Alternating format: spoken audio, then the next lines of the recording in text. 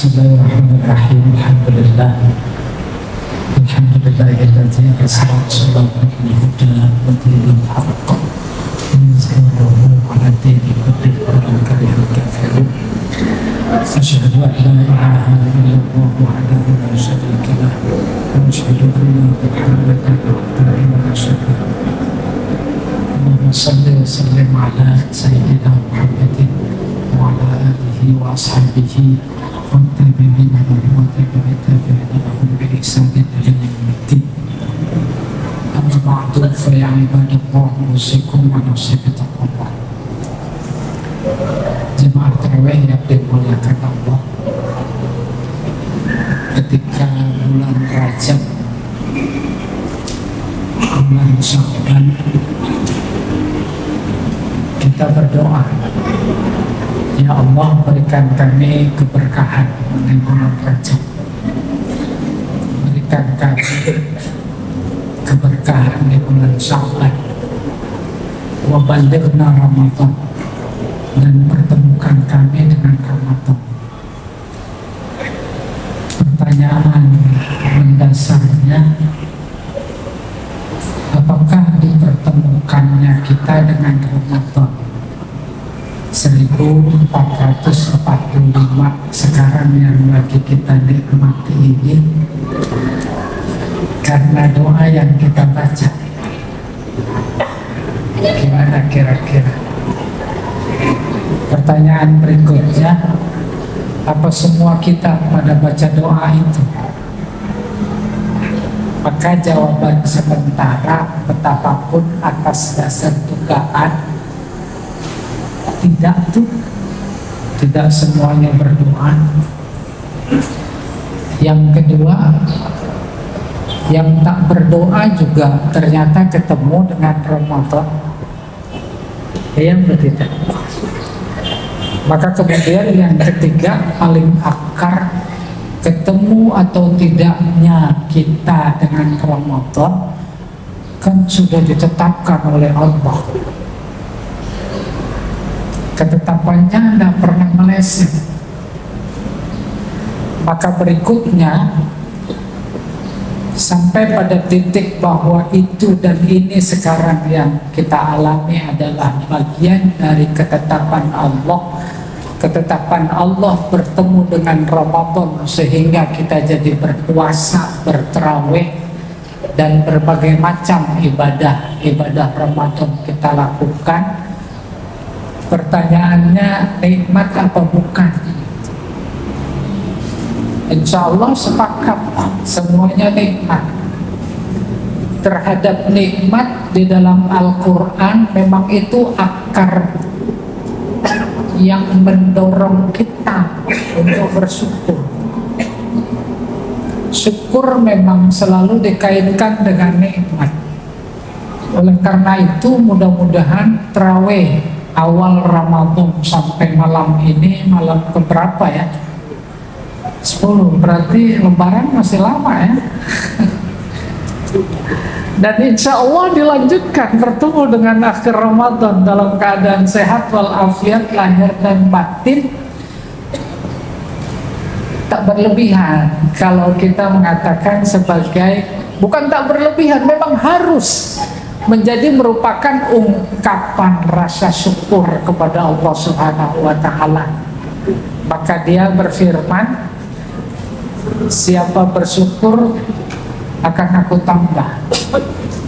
Sehingga para sufi ketika memahami ayat la in syakartum la azidannakum, kalau bersyukur pasti ditambah, ngapain pada minta?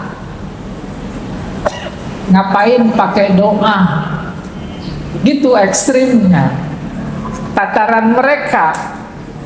Bukan bermaksud ingin mengatakan kita juga nggak usah doa, bukan. Nanti terkena ayatnya yang lain, yang nggak mau doa namanya sombong.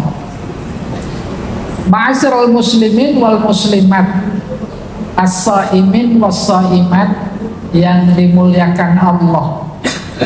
Dari sekian waktu yang Allah ciptakan, ada waktu-waktu yang dia pilih sendiri lebih mulia dari waktu yang lain. Sama kayak kita bikin rumah, ada posisi tempat yang memang kita istimewakan. Ada di antara waktu yang kita lalui dalam sehari semalam, ada yang kita istimewakan. Kurang lebih begitu juga dengan Allah. Dalam durasi 1 tahun, ada 1 bulan yang dia muliakan, yakni Ramadan. Tema kita bagaimana mengungkap kemuliaan Ramadan. Ramadan menjadi mulia bagi kita. Kalau bagi Allah tetap mulia. Kita mau maksiat di dalam bulan Ramadan pun tetap dia mulia. Tetapi ketika Allah menyatakan bahwa Ramadan adalah bulan paling mulia, maksudnya mendorong kita bagaimana kita memuliakan. Lalu dia seolah berkata, wahai hamba-hambaku yang beriman, aku berikan kalian dalam 1 tahun 1 bulan yang aku muliakan. Aku saja memuliakan. Oleh karena itu muliakan dong kalau mau mulia. Gitu maknanya. Bagaimana memuliakan Ramadan yang Allah sudah canangkan sebagai bulan mulia, yaitu mengisinya. Sejauh mana kita mengisi amalan-amalan Ramadan, maka sejauh itu kita dinilai memuliakannya. Yang kita muliakan cuma 50%, maka nilainya 50. Ma'asyiral muslimin, jamaah tarawih yang dimuliakan Allah. Ketika kita bertanya-tanya kenapa Ramadan itu jadi mulia, Allah yang menjawab. Dalam firman-Nya yang berbunyi, a'udzubillahi minasyaitonirrajim, bismillahirrahmanirrahim. Syahrul Ramadan alladzi unzila fihil Qur'an. Itu dia jawabannya. Puasa yang beberapa hari engkau wajibkan kepada kami ya Allah, yang kami lihat begitu berat. Kapan? Dijawab bulan Ramadan. Itu syahrul Ramadan. Kenapa bulan Ramadan? Itu kemuliaannya. Alladzi unzila fihil Qur'an. Karena pada bulan itu diturunkan Al-Quran. Bahkan kalau kita buka kitab tafsir Ar-Razi umpamanya, Mafatihul Ghaib, yang diturunkan pada bulan Ramadan bukan cuma Al-Quran dulu maksudnya. Suhuf Ibrahim diturunkan pada bulan Ramadan. Zabur, Taurat, Injil, ketika itu diinformasikan sampai kepada kita lewat hadis Nabi yang dikutip oleh Imam Ar-Razi, kan menunjukkan betapa kemuliaannya bulan Ramadan. Kembali sekarang, Ramadan adalah waktu. Dalam ayat tadi informasi akarnya dia bulan mulia. Mulia atau tidaknya itu Ramadan adalah dipulangkan kepada kita. Kalau kita memuliakan, jadi itu bulan mulia. Bulan Ramadan bulan puasa. Jadi bulan puasa. Kalau tidak puasa, gak jadi bulan puasa. Bagi mereka sebelah yang tidak berpuasa, ada pengaruh apa tidak Ramadan apa bukan Ramadan? Puasa apa tidak puasa? Orang tidak puasa kok kayak begitu kemuliaannya. Disuruh cari, disuruh gali. Bulan ampunan, baru jadi bulan ampunan itu Ramadan. Kalau memang kita beristighfar. Kalau nggak beristighfar, jadi bulan magfirah. Bulan Ramadan bulan sedekah. Jadi bulan sedekah. Kalau kita tidak bersedekah, nggak jadi. Oleh karena itu kemuliaan sebuah waktu, baik tahun atau bulan atau hari atau malam, dibalik itu, dibalik pernyataan kemuliaan Allah pada waktu-waktu yang dia tetapkan itu mengandung dorongan kuat. Ayo muliakan dong, gitu kurang lebih.